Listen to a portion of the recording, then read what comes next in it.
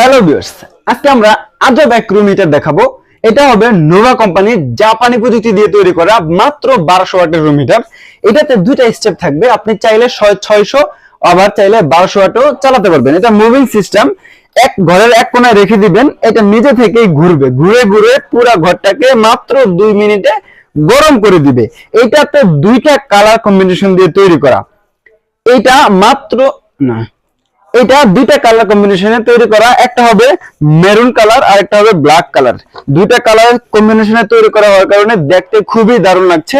এটা চালানোর অপশন উপরে দেওয়া আছে, আপনারা এই বাটন যখন ঘুরে দিবেন তখনই কিন্তু এটা রানিং হয়ে যাবে। হ্যাঁ, এটাতে দুইটা 1-2 লেখা আছে, একে দিলে 600 ওয়াটে চলবে আর দুইয়ে দিলে 1200 ওয়াটে চলবে।